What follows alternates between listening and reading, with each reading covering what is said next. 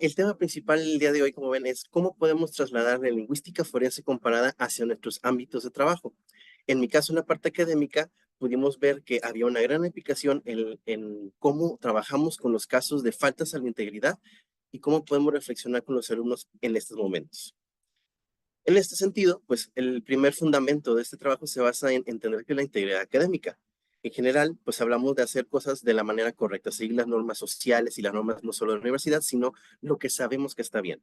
Entonces, una falta de integridad la definimos como cualquier cosa que un estudiante hace para tratar de obtener una ventaja académica que contravenga este tipo de normas sociales que conocemos. Lamentablemente, la situación actual es que hay cada vez más faltas a la integridad, hay alumnos que se copian un poco más, sentimos también que se pasan exámenes, que usan ChatGPT, ahorita lo que está de moda y que ha sido un gran boom. Entonces, es importante que les recordemos estos preceptos de la moral, de la ética, de la profesionalidad, porque no solo les afectan su aprendizaje, sino ellos van a ser los profesionistas, los médicos, los constructores, los abogados del futuro. Y si no nos formamos desde este momento en hacer las cosas bien y en tener una ética profesional concreta, pues vamos a tener problemas todos en el futuro, ¿no? Entonces, ¿cómo utilizamos la lingüística forense en este ámbito? Pues al momento de reflexionar con ellos. Algo importante que hacemos es que la integridad académica de la academia no debe ser totalmente punitiva, sino que debe ser un espacio para reflexionar. Por lo tanto, cuando detectamos que algo ocurre, no buscamos castigar al alumno únicamente, o sea, tiene una parte claramente preventiva y correctiva, pues ya que ocurre, pues tenemos que actuar en consecuencia, pero aquí lo que buscamos es hablar con el alumno. Entonces, creamos lo que se llama la entrevista investigativa, es decir, abrir este espacio para conocer por qué te copiaste. ¿Estabas estresado? ¿Necesitas calificaciones? ¿Se te hizo fácil? Porque el objetivo es entender los orígenes de la situación y poder ayudarle a solucionar ese problema o a evitar que vuelva a ocurrir. Y por eso tenemos esta entrevista y aquí es donde utilizamos la lingüística forense, tanto para detectar si el alumno está diciendo la verdad como para analizar las causas que lo llevaron a cometer esta situación, ¿no? Sin embargo, pues los obstáculos principales son que la mayoría de los estudiantes, tanto por salir de la situación como por hábito natural, pues siguen mintiendo en la entrevista. Por lo tanto, nos usamos las herramientas que acaba de mencionar el profesor Oscar para tratar de elucidar la verdad. Y la otra dificultad es que la mayor parte de los docentes pues no estamos preparados para ello. A veces tenemos corazonadas o impresiones, pero no podemos trasladarlas hacia algo concreto y eso es lo que vamos a intentar hacer el día de hoy. Entonces, con base en estas ideas, el trabajo está dirigido sobre dos directrices principales. Primero que nada, como digo, que nuestro objetivo no es castigar con lo que estamos haciendo, es formar. Queremos investigar por qué hiciste eso para ayudarte a solucionarlo. Y ya si nos toca hacer una consecuencia como parte del aprendizaje, pues también tenemos que asignarlo. Hay que seguir reglamentos y es parte de la sociedad. Pero buscamos que sea algo que aprendas tú en la escuela y que no lo lleves tú después a tu vida futura. Y por otro lado, la siguiente directriz es que nuestro objetivo es extraer información. Es parte humana a veces querer obtener un culpable o obtener una confesión como en las películas de sí, sí lo hice o sí, perdón.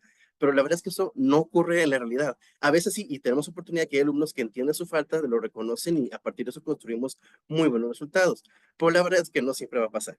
Por lo tanto, lo primero es que la entrevista no debe ser un proceso acusatorio, sino indagatorio. Vamos a buscar reflexionar e descubrir la mayor cantidad de datos para entender qué ocurrió. Entonces, con base en esto, se proponen cuatro herramientas que podemos utilizar para nosotros poder trabajar en una entrevista.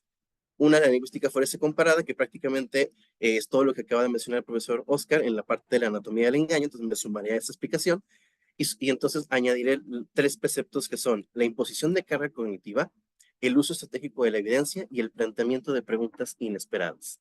Vamos a ver qué significa cada uno de ellos y después lo sumamos en una propuesta. La lingüística forense comparada, como acabamos de ver, lo primero que vemos es que nos ayuda a concretar la evidencia. A veces yo como maestro lo puedo ver un trabajo y decir, ¿sabes que esto se lo copió? O esto lo hizo ChatGPT, pero no tengo más que lo que yo tengo como experiencia o mi conocimiento. ¿Qué puedo utilizar? Pues a través de este análisis del estilo, de las métricas, de cómo están establecidos los hábitos estructurales del estudiante, yo puedo comparar lo que hizo él contra algo que hizo antes, o un trabajo tal vez que hizo en la computadora contra el que él hace en clase. Entonces ya puedo tener una evidencia más tangible de, ¿sabes qué? Esto no es lo que tú haces normalmente, y ya lo puedo hacer algo cualitativo y hasta cuantitativo en el caso de las métricas. Y como mencionamos en la presentación anterior, podemos analizar las estrategias discursivas y indicadores como si está cantifleando, si está diciendo, evadiendo la pregunta, si vemos que se va hacia frases comunes para soltar, si te está evadiendo. Y todo esto nos puede permitir identificar probabilidades de engaño o de veracidad en algunos casos, ¿no? Después tenemos a lo que es la imposición de carga cognitiva, que en términos generales es hacer que la entrevista sea difícil. Como mentir es un proceso mental muy complicado porque yo tengo que acordarme de todo lo que dije para que tenga sentido, si el maestro me pide, por ejemplo, que diga la historia pero al revés, o que tenga siempre la mirada fija en algún objeto, o que me ponga a resolver un crucigrama o un sudoku con lo que me está entrevistando, o él decide quién dice la entrevista y que me va interrumpiendo, yo tengo un estrés mental mucho más grande y tengo que cuidar la codificación que yo tenía de los eventos, y eso puede romper con la idea que yo tenía y empezar a soltar discrepancias. Pues eso ya me permite identificar más indicadores de engaño en el caso de una mentira, ¿no? Por otro lado, tenemos en lo que es el uso estratégico de la evidencia, que a veces no tenemos ninguna evidencia y eso es un problema primero. En el caso de que la tengamos, tenemos que analizar qué tan buena es. Porque, por ejemplo, hay dos dimensiones en este caso. Una es la robustez, que es, no es lo mismo que yo te diga, tengo la impresión de que te copiaste a, ¿sabes qué? La plataforma dice que el 90% de tu trabajo es copia.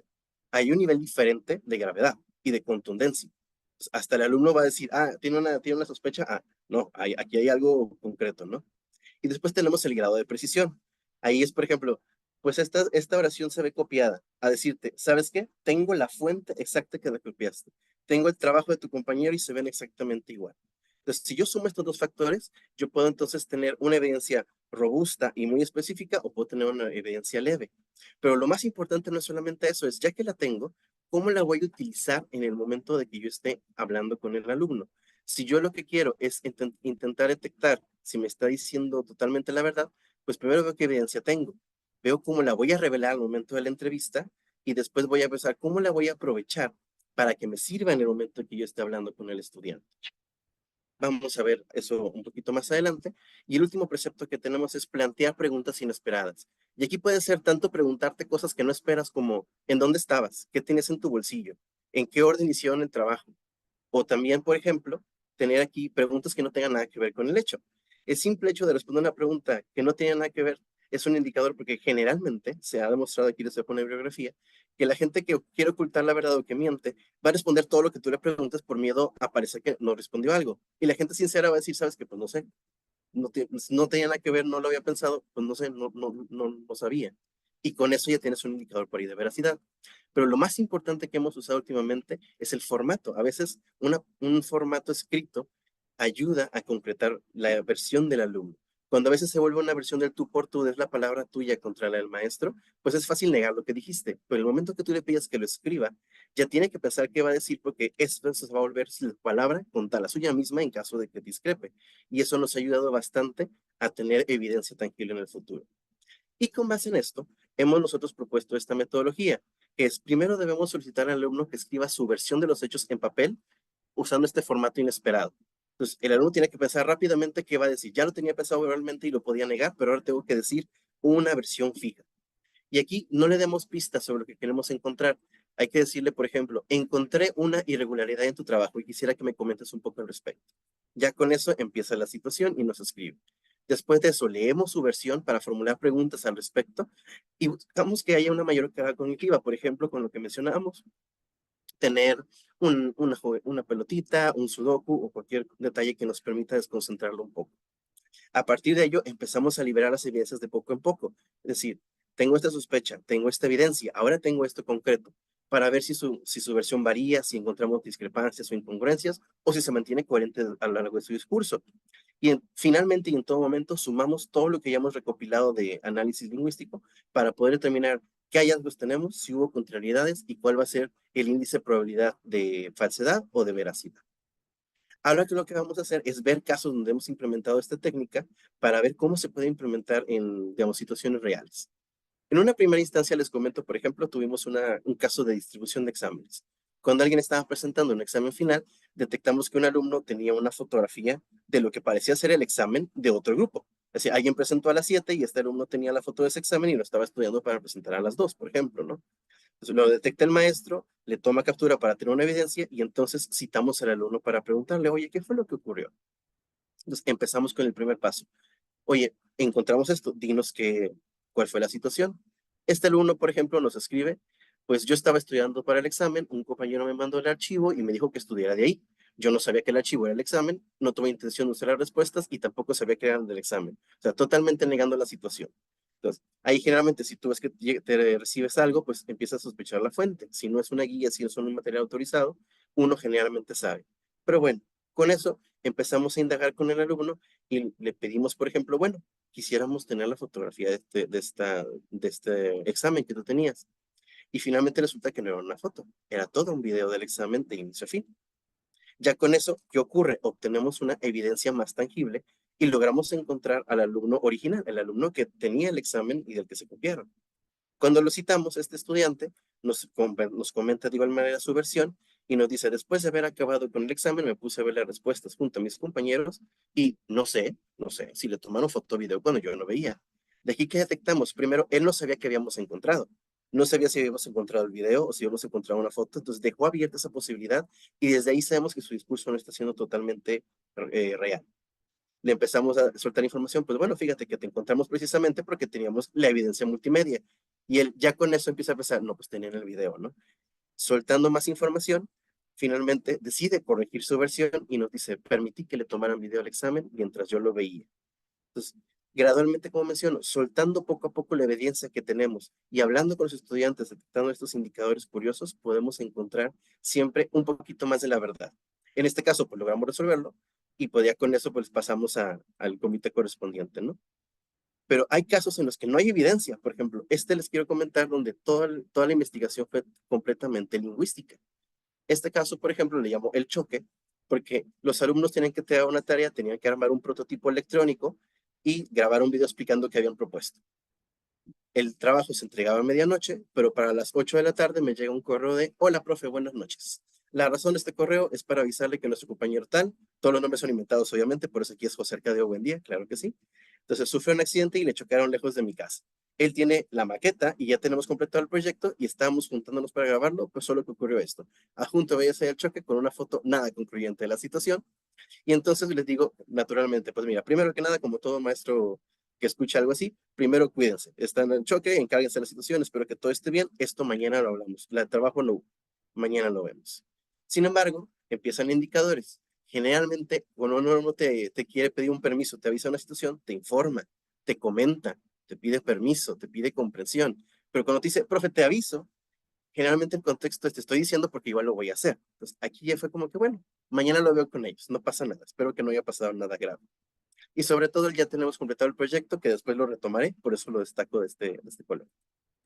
Al momento que llegan al día siguiente, pues primero, ¿cómo están chicos? ¿Todo en orden? ¿Cómo se encuentran? Sí, me dicen que no hay ningún problema. Les pido, ok, solo tengo dudas de lo que ocurrió y quisiera que me escribieran en este papel todo lo que pasó el día de ayer, desde el momento en que nos vimos aquí en la clase hasta el momento de medianoche, donde no te van el trabajo.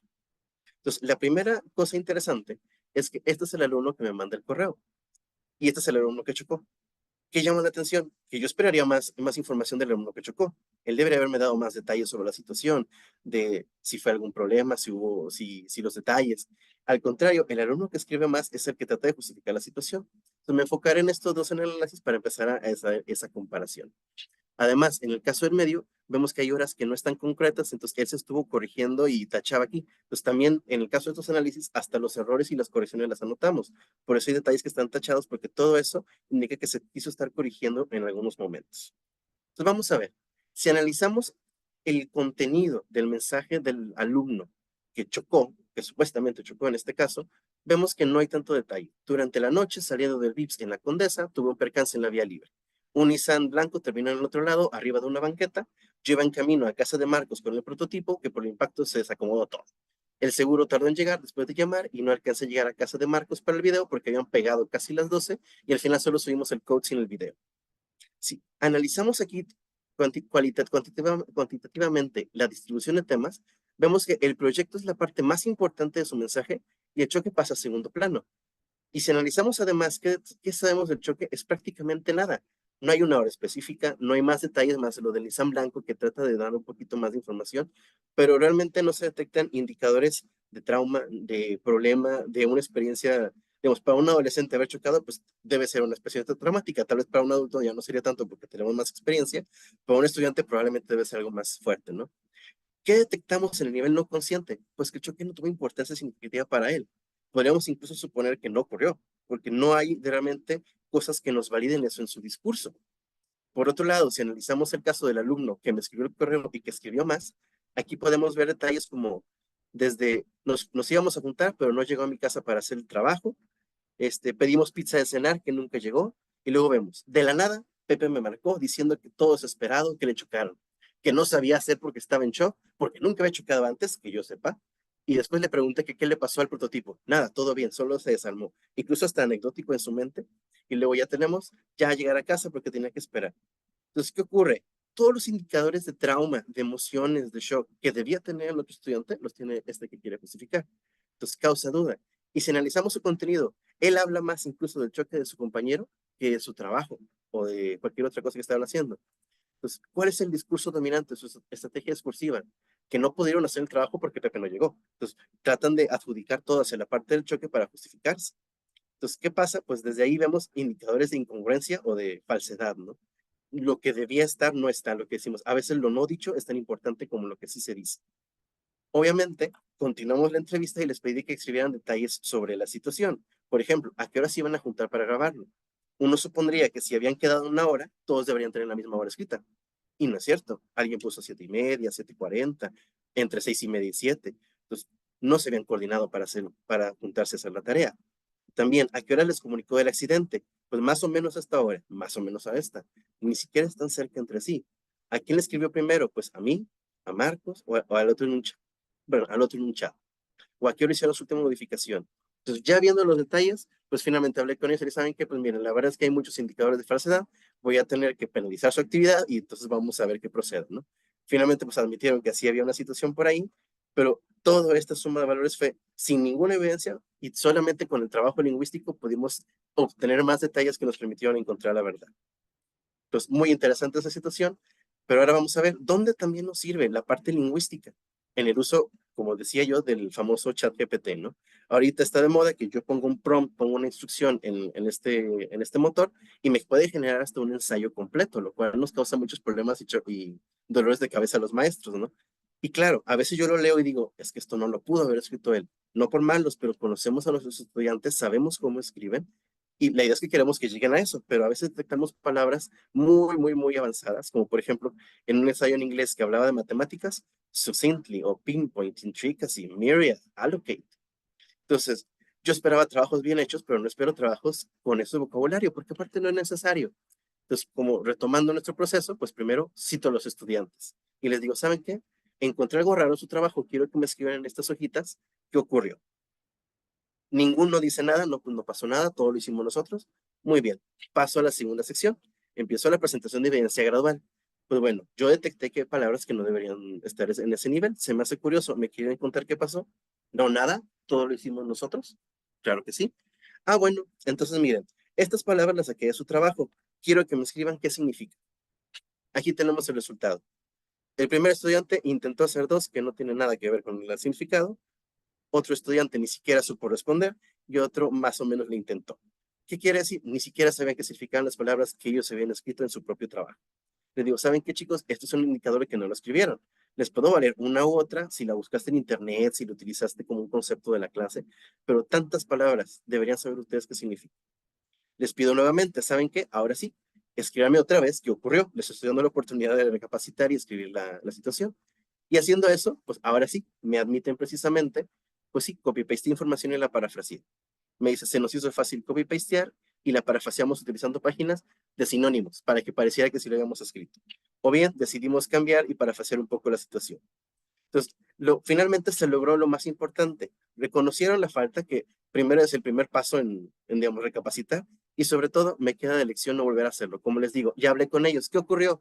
Pues teníamos poco tiempo, tenía yo otro evento, tenía una situación que no me permitía involucrarme, nos pasó una situación que no habíamos planeado. Entonces ya con ellos les aviso, bueno, bueno, la importancia de hacer las cosas a tiempo, de distribuirse, si es en equipo, asígnense tareas. Entonces, como les digo, obviamente hubo una consecuencia, hubo una penalización, les pedí que lo rehicieran, pero aparte ya entendí de dónde surgió este problema y los ayudamos a que el siguiente trabajo ya no nos ocurriera. Y logramos el objetivo, tanto encontrar la verdad como encontrar el origen de su problema y poderlo solucionar. Por otro lado, siguiente caso interesante, A veces este tipo de investigaciones nos ayudan no solo a encontrar, como digo, no buscamos un culpable, pero generalmente buscamos encontrar si no dice la verdad o la mentira. Pero este caso fue interesante porque a la vez nos ayudó a quitar un poquito de responsabilidad. Aquí, por ejemplo, ocurre la situación de, tenemos dos trabajos iguales en dos grupos diferentes y detectamos que un estudiante del grupo A tenía el mismo trabajo que había hecho el equipo del grupo B. Igualito, el mismo trabajo. Naturalmente, seguimos el proceso y citamos a los estudiantes. En este caso, citamos primero al estudiante único, el que era del equipo que, digamos, estaba él de manera individual y sospechábamos que él era el que se había copiado. Vamos a ver. Le escribimos un correo de que queremos que vengas mañana y nos escribe esto. Hola, ya sé de qué se trata la junta de mañana y para evitarla de una vez le digo lo que pasó. Como yo tenía que hacer solo la actividad, le pregunté a Martín por ayuda, así que me enseñó lo que su equipo había hecho y cuando me lo enseñó, yo le tomé foto de la presentación y me copié. Estoy de acuerdo si me ponen la falta, pero no creo que Martín y su equipo deberían tener en la falta, porque yo fui el responsable de tomarle fotos a la presentación que me enseñaron, nada más para saber qué hacer. No me la enseñaron para copiar. Y ahí disculpa, como dicen, lo pongo tal cual, por eso no tiene comas y todo, entonces si batallo de repente en leer algo, es difícil porque pues, se rompe la cadencia, ¿no? Pero bueno, primeras cosas que se destacan. Destaca Martín. Martín y su equipo. Quiere decir que ahí, del equipo otro del que se copió, esa persona probablemente fue la que le compartió el trabajo. Ahora, aquí menciona, como decimos, que le mostró fotos y me copié, pero primero menciona que me enseñó y luego menciona que me enseñaron y me enseñaron. Pues, aunque destaca Martín, probablemente el equipo estuvo involucrado. Él mismo, en esta versión, detectamos estas discrepancias, ¿no? Por otro lado, nos llama la atención así digamos, la actitud de, sí, sí, ya, sí lo hice, lo admito, va ahí, ¿no? Y sobre todo el otro detalle de deslindar al otro equipo de la responsabilidad.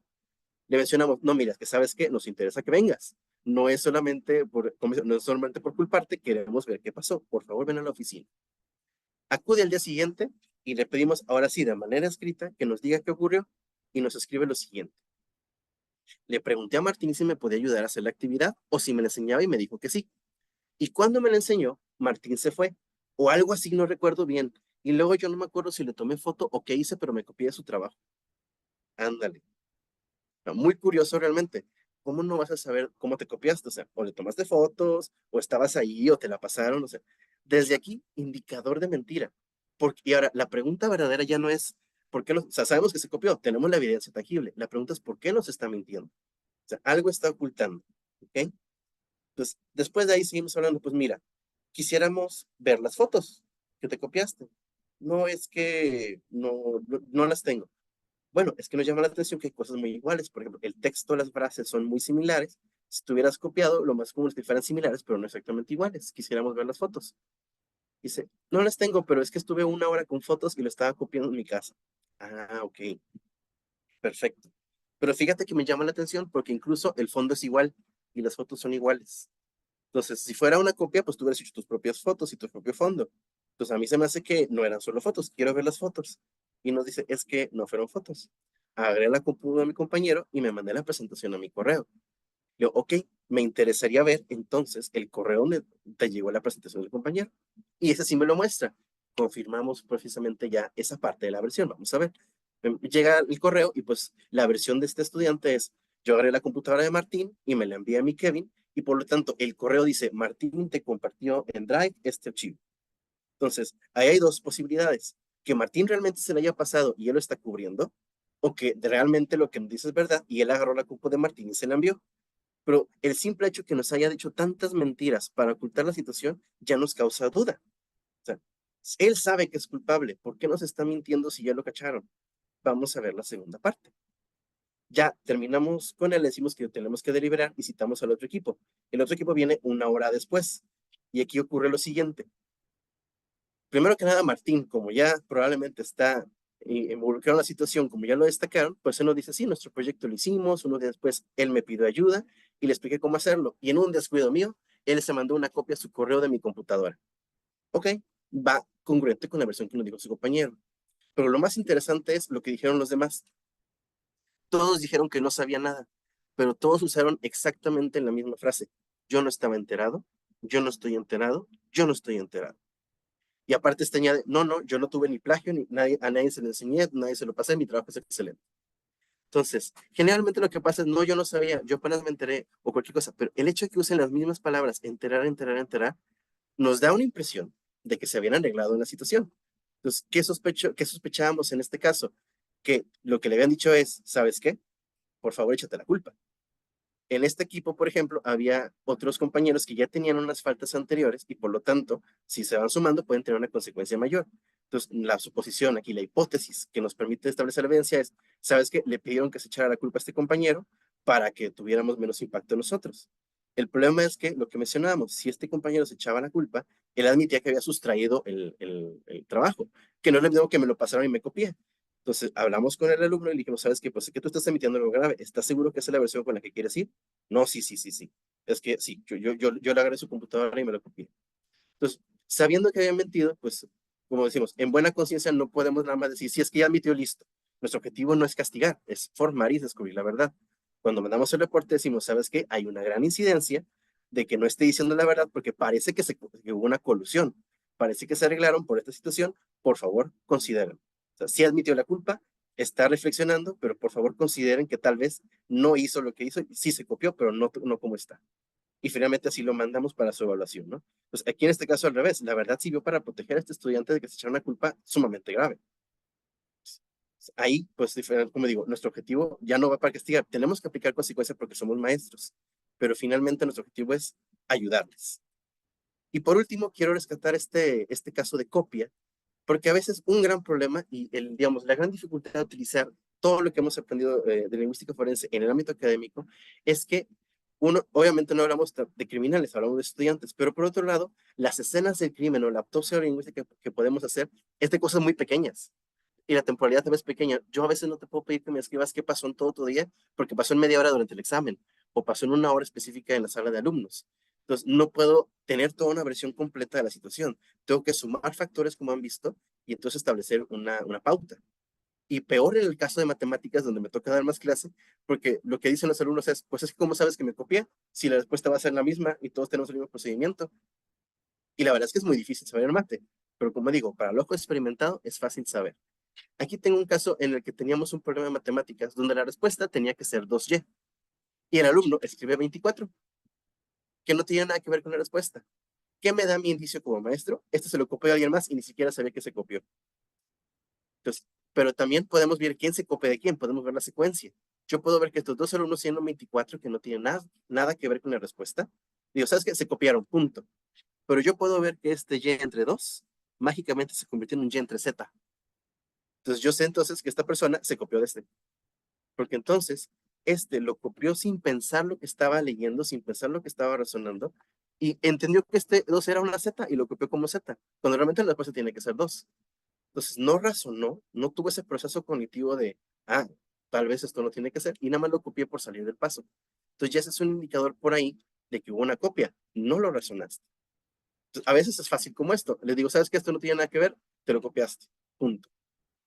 Pero hubo un caso muy interesante y aquí quiero hablar de algo que nos interesa estudiar. Ahorita el profesor Oscar habló de la huella lingüística. También tenemos, y quiero proponer, la huella lógica, la huella lógico-matemática. En este caso ocurrió que tenían una actividad en la que el maestro les daba la mitad para hacerla juntos con él en el salón. El maestro explicaba en el pizarrón los problemas y lo que tenían que hacer los alumnos era copiar el proceso para tenerlo como su referencia. Después, la otra mitad de la actividad, el alumno la tenía que terminar de tarea. Entonces, detectamos una copia entre los alumnos y lo que ellos decían es, como les comento, es que cómo puedes saber que nos copiamos si todo debe ser igual. Y empezamos a analizar. Estas dos secciones eran las que hicieron con el maestro. Quiere decir, las explica el maestro, el alumno copia, pero no se ven iguales. El alumno copió esto aquí y esto acá, y este alumno pone este despeje en la parte de adelante y lo pone este en la parte de abajo. Aquí vemos el mismo proceso. Tenemos unas a cuadrados, tenemos una raíz cuadrada. Este lo pone aquí y luego pone su respuesta. Quiere decir, aunque lo copian del mismo maestro, la misma secuencia, cada quien decide si lo pongo hacia abajo, si lo pongo hacia un lado. Él, por ejemplo, canceló esto aquí, él más o menos lo marcó. Él tiene un tachón acá, esto lo pone acá y marca su avance. Entonces, vemos que hay diferencias entre ellos a pesar de que lo copiaron de la misma fuente.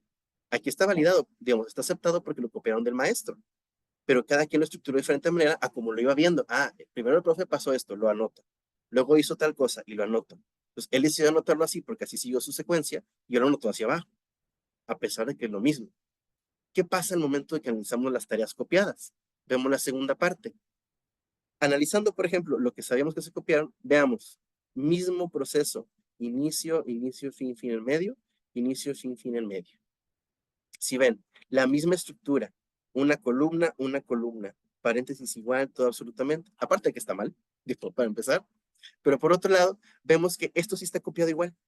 E igual este problema también está mal, pero misma estructura, la A con el 10,000 aquí abajo, 999 y todo igual.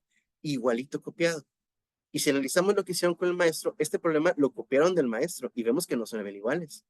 Aquí tenemos una I con la Z, una I con la Z, más o menos abajo. Él lo puso arriba y luego él copió las dos respuestas posibles.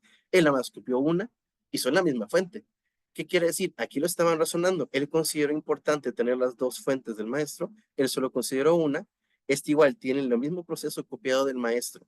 Y él también, pero cada uno lo estructuró de diferente manera a como lo iban entendiendo y organizando en su mente. ¿Qué pasa cuando se copiaron? Lo copié igual, no entendí nada. Yo agarré esto y lo copio. Agarro esto y lo copio igual. Agarro esto y lo copio igual. Entonces, ¿qué me quiere decir? Que este no lo hiciste tú. O de perdido, ni siquiera entendiste lo que te copiaste.